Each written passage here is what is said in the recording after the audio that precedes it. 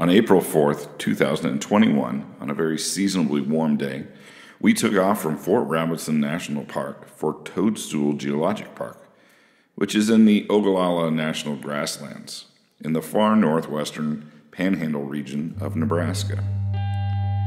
Sometimes referred to as the Badlands of Nebraska, it is home to some very unique rock formations. You'll travel about 11 miles down a gravel road that starts off really quite nice, but does get a little rough as you get closer to the park. Once in the park, there are some great informational signs about the history of the area, how these formations are made. There is also a reconstructed sod house.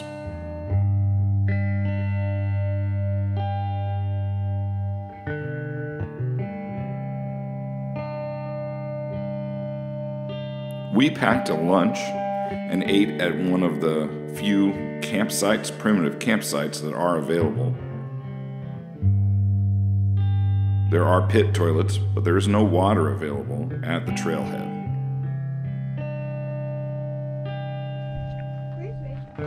Then we took a quick tour of the sod house. It's silly that there's cactus on the roof. Yeah, should we go and take a look at that? Yeah, that's silly. It's amazing. See how thick these walls are? Yeah. Look at the cactus on the roof.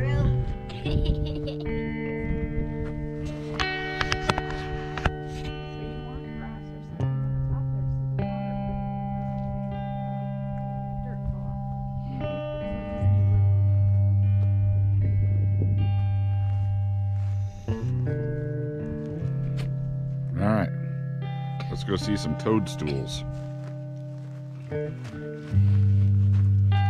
which are neither toads nor stools, we've already found out. So I won't see any toads.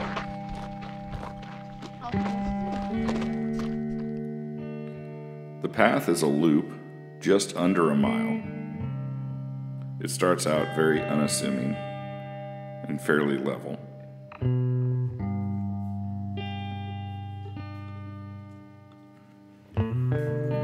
There are plenty of warning of rattlesnakes, but I was disappointed that we took the entire trip and didn't see a single rattlesnake. Others in our party found that to be quite okay.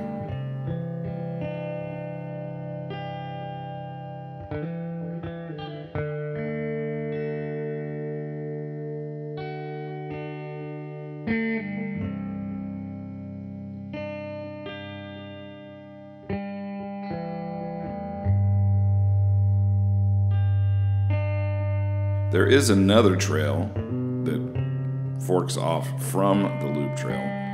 We had already done another hike earlier this morning, and it was getting warm in the afternoon, almost up to 80s. We decided to just stick with the mile loop.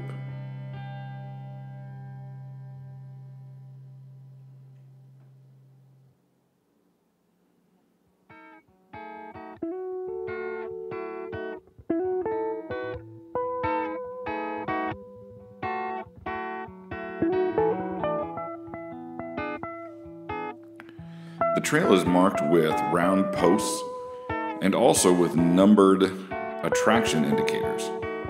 Unfortunately, by the time we got to the park, all of the trail guides were gone from the registration boxes.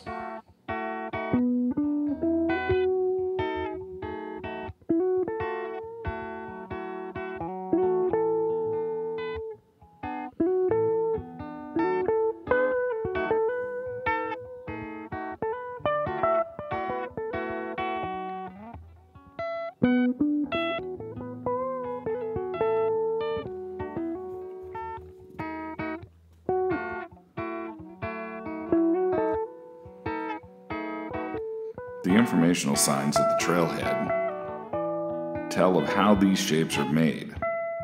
The rocks on top are sandstone. The layer underneath is a clay that erodes much more quickly, that leaves these toadstool-type features.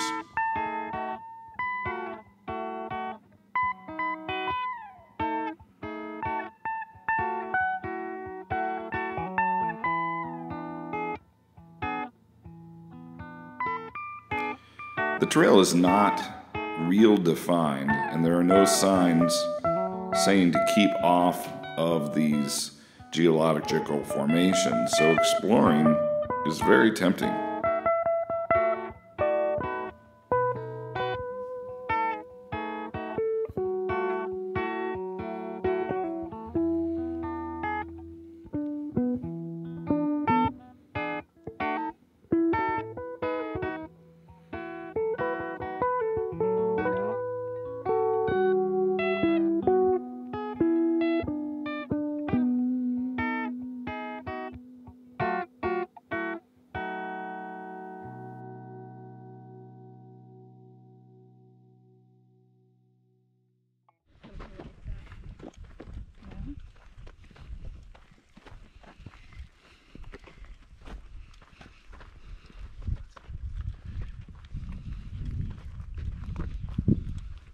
It looks like a desert. Well, that was a whole different time, Rachel. This also, if you look at that board, they said that this was once an inland sea.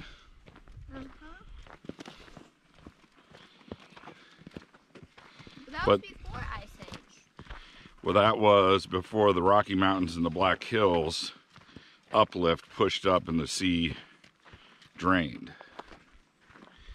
This dry riverbed thing is kind of cool. Where do we go? See all these markers? That's telling us where to go.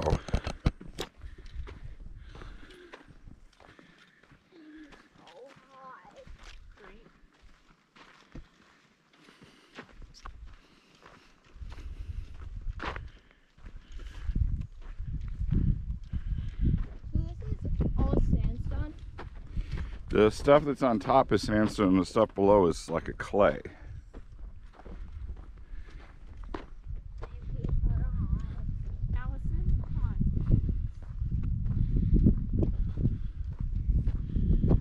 We're halfway done. This is a really short one. And then we gotta go back. There, up there, there's some toadstools way up on top. Do you see that? Yeah.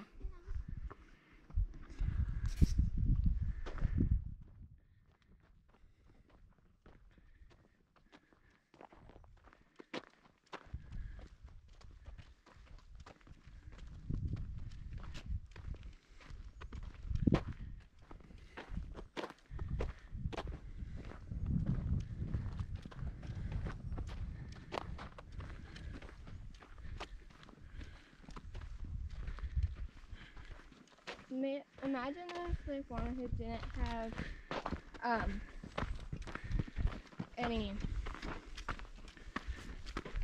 like water in it. I can't imagine that because I remember when that was a thing. So here, Rachel, do you see the difference in the soil here? Yeah. The stuff that's flaky at the bottom is clay. The stuff on top is the sandstone.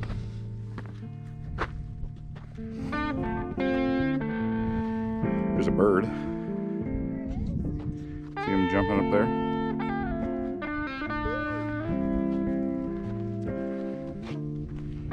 So that clay is going to wash away. And these sandstones, they look like croissants. Biscuits, yeah, those layers of biscuits. It almost feels like cement.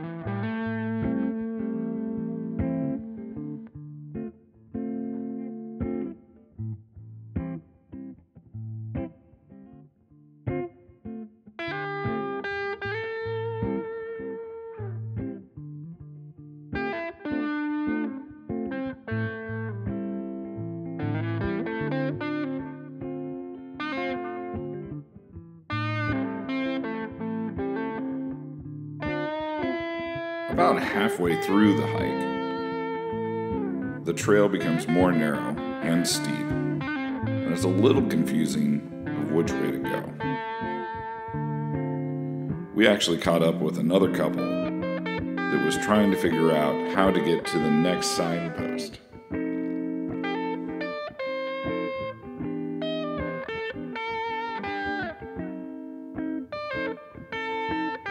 However, this was some of the more favorite part of the hike for us.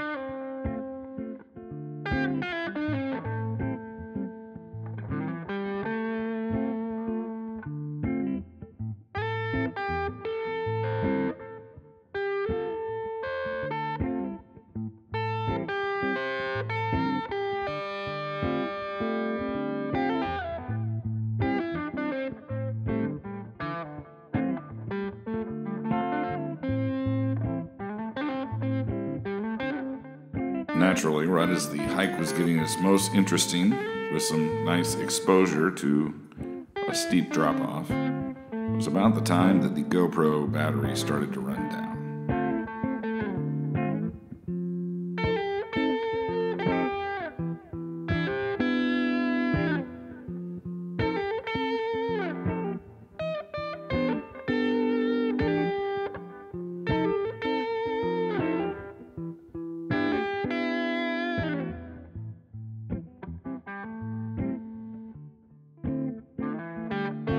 This last part of the trail had some of the neatest rock formations, like these face-looking formations,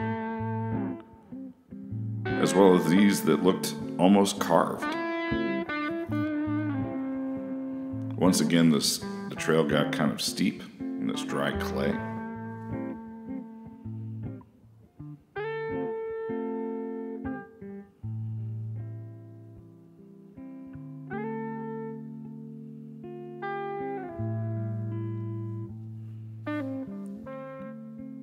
And then following this little ridge back to the parking lot. If you're in the area, don't miss out.